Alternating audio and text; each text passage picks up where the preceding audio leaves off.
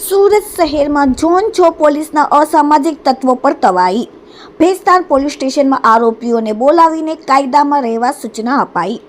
Zone 6માં આવતા 8 police સ્ટેશનના ગુનેગારોને ભેસ્તાન પોલીસે મથકે બોલાવવામાં આવ્યા હતા. તમામ 73 વિવિધ ગુનાઓમાં સંકળાયેલા આરોપીઓ પર પોલીસે રાખી છે વોચ.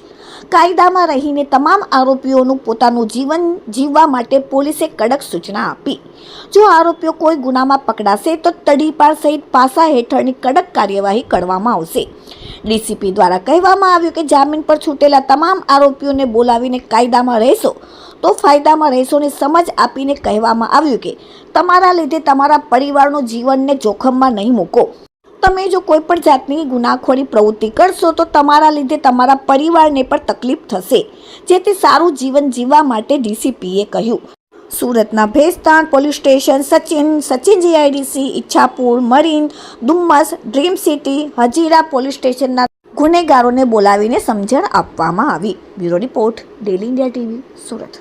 આજ રોજ પોલીસ કમિશનર સાહેબની સૂચના હેઠળ આજે ઝોન 6ના ટોટલ 8 પોલીસ સ્ટેશનના 73 આરોપીઓ જે મિલકત સંબંધી ગુનામાં આવ્યા હતા અને જામીન પર છૂટ્યા હતા તેવા 73 આરોપીઓને આજે ભેસ્તાન પોલીસ સ્ટેશન ખાતે એકઠા કરવામાં આવ્યા હતા. દરેકને સૂચના આપવામાં આવી કે પોલીસની તમારી પર વોચ છે. તેમના લેટેસ્ટ ફોટા લેવામાં આવ્યા, લેટેસ્ટ મોબાઈલ નંબર લેવામાં આવ્યા તથા એમને એ પણ સૂચના કરી કે તમે હવે કાયદાના ધોરણે પોતાનું જીવન ગુજારો, અન્યથા પોલીસ તમને બીજા ગુનામાં લેશે, બીજો ગુનો કરશો અને પાસા તડીપાર જેવા સખત અટકાયતી પગલાં તમારા લેવામાં આવશે.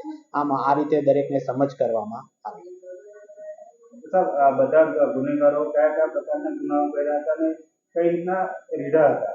હા, આ જે ગુનેગારો છે તેઓ અલગ અલગ મિલકત સંબંધી એટલે ચોરીમાં, ઘરફોડમાં એવા અલગ અલગ મિલકત સંબંધી ગુનામાં સંડોવાયેલા ગુનેગારો હતા.